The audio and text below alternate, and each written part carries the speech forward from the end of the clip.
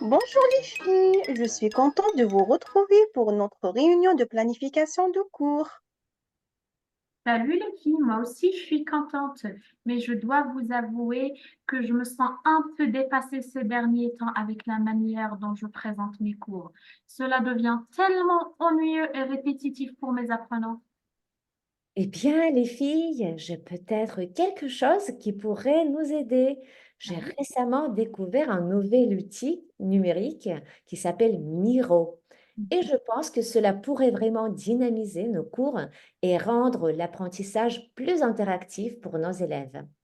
Miro, qu'est-ce que c'est? Ben, c'est essentiellement une plateforme de tableaux blancs collaboratifs en ligne. Vous pouvez créer des tableaux blancs virtuels y ajouter toutes sortes de contenus comme des post-it, des images, des vidéos, etc.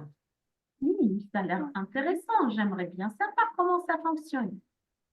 Ah oui, cela m'intéresse également, j'ai envie de connaître davantage sur cet outil. Alors, je propose de faire des recherches ensemble pour comprendre comment cela fonctionne. Bonjour, je suis là aujourd'hui pour vous montrer comment créer un compte sur Miro. Alors, allons-y. Tapez sur Google Miro. Ensuite, accédez au site web Miro en cliquant sur Login. Cliquez par la suite sur le bouton en haut S'inscrire ou Get Started for Free pour ceux qui utilisent l'anglais comme une langue d'interface afin de créer un compte gratuit.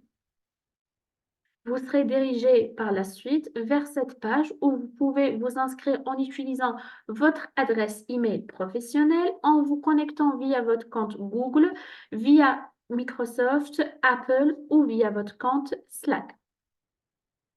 Une fois votre méthode d'inscription choisie, vous devrez peut-être vérifier votre adresse email en cliquant sur le lien de vérification envoyé par Miro. Suivez par la suite les instructions à l'écran pour remplir les informations nécessaires.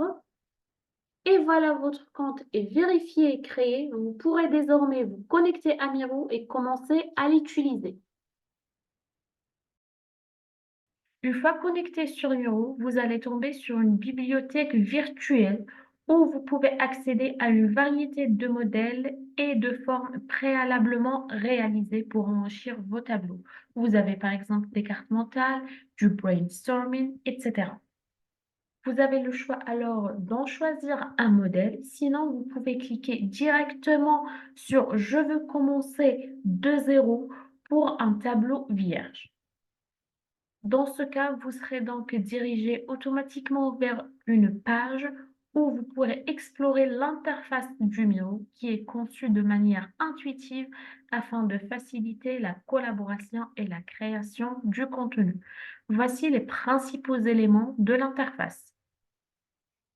Au centre de l'interface se trouve le tableau blanc virtuel où vous pouvez créer, organiser et modifier votre contenu. Vous pouvez zoomer et dézoomer en cliquant ici. À gauche de l'écran, quand vous voyez, vous trouverez la barre d'outils qui contient les outils de dessin, les options de texte, les formes, les post-it, etc. Vous pouvez utiliser ces outils pour ajouter du contenu à votre tableau blanc. En haut à droite de l'écran, vous trouverez le menu de collaboration qui vous permet d'inviter d'autres personnes à rejoindre votre tableau, de gérer les autorisations et de voir qui est actuellement en ligne.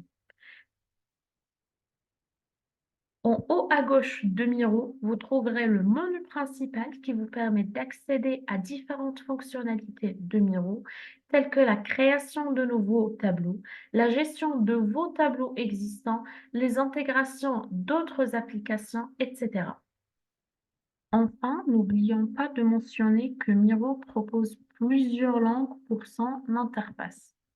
Maintenant, on va parler de Miro et de ses avantages. Miro est une plateforme innovante où vous pouvez créer des tableaux, des cartes mentales, des graphiques, réaliser des analyses en invitant d'autres personnes à rejoindre votre tableau et travailler ensemble en temps réel. Elle offre de nombreux avantages, mais nous nous concentrerons sur les aspects essentiels qui peuvent intéresser les professeurs. Grâce à Miro, vous pourrez créer des cours fabuleux qui fonctionnent aussi bien en ligne qu'en présentiel. Votre cours peut devenir un véritable chef-d'œuvre où vous vous déplacez avec vos apprenants d'une station à l'autre, d'une activité à l'autre. Vous pouvez y placer des post-it avec des consignes, insérer des liens de Genially, de YouTube, de ID Puzzle, Learning App, etc. Alors, comment procéder? Eh bien, c'est facile. Créez le fond qui vous plaît en utilisant des images ou une des photos que vous avez prises récemment. Sur cette image, vous pouvez placer des liens. Par exemple, vous copiez le Genially que vous avez créé pour vos apprenants et vous le mettez sur votre tableau. Ensuite, vous pouvez y ajouter des post-it. Vous pouvez également les relier avec des flèches et ainsi de suite. Vous créez votre activité, votre cours. Lorsque vous ajoutez des liens, des post-it et d'autres objets, n'oubliez pas de les verrouiller pour éviter qu'ils ne bougent. Ah oui, vous pouvez également créer des post-it surprises, des devinettes en les cachant derrière des objets. Amusez-vous bien à créer des cours pleins de bonnes surprises. Bonjour. Continuons avec l'outil numérique Miro. Comme on a vu auparavant, Miro a plusieurs et nombreux avantages, mais il a aussi des inconvénients. Donc, le premier inconvénient, Miro, il est difficile à manipuler, à prendre en main, surtout pour les débutants et ceux qui n'ont pas l'habitude d'utiliser un outil numérique de collaboration en ligne. Aussi, Miro, il n'a pas d'application à installer, à télécharger sur nos PC, donc on ne peut pas en bénéficier en dehors de notre navigateur. Et comme vous savez, Miro donne la possibilité de l'utiliser par plusieurs personnes. Donc, si plusieurs utilisateurs utilisent le même tableau blanc, Miro devient lourd. Également, la version gratuite de Miro, elle est limitée. Donc, si on veut bénéficier, si on veut avoir plusieurs fonctionnalités avancées, on doit passer à la version payante. Et la version payante, elle est chère et élevée, surtout pour chaque personne. Quand vous voyez 8 € par membre, 8 $ par membre, facturation annuelle et 10 €, 10 $ pour une facturation mensuelle. Donc, nous avons plusieurs versions. Cela dépend des fonctionnalités que nous avons et dont on a besoin selon notre travail et ce qu'on veut faire avec Miro. On peut maintenant parler des alternatives de Miro. Miro a plusieurs alternatives. Comme vous voyez, 15 alternatives à Miro.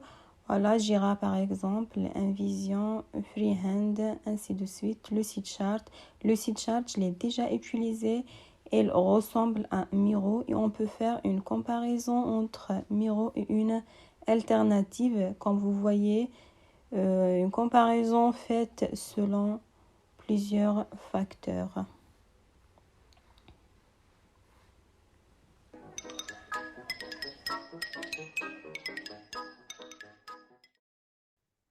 Bonjour mes chers collègues. Alors, vous avez essayé, Miro? Comment ça a marché? Comment ça a fonctionné?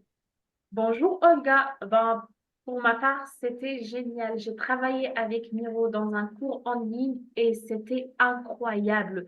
En fait, je vais vous montrer une vidéo que j'ai enregistrée.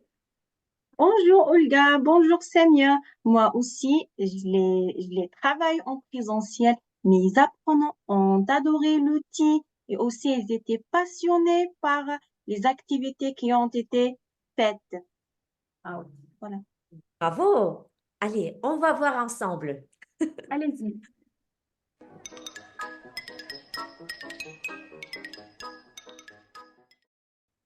Après avoir travaillé sur plusieurs activités dans notre tableau, je vous invite maintenant à passer à l'activité de la production orale dans laquelle vous êtes invité à choisir quelques images présentes ici qui pourraient représenter vos résolutions insolites. Mettez-les sur le tableau liège et discutez.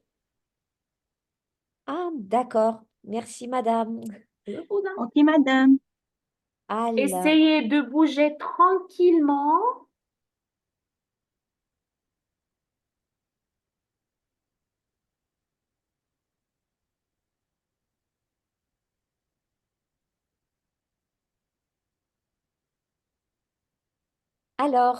moi, j'aimerais partir faire un tour du monde et je voudrais également faire du yoga et revoir mes amis.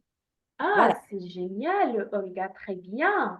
Et toi, Asma, est-ce que tu as terminé ou pas encore? Oui, j'ai fini. Oui. Moi, j'aimerais bien aller à Paris pour voir la Hmm. Tour Eiffel et lire beaucoup de livres. Ah, très bien, génial. Vous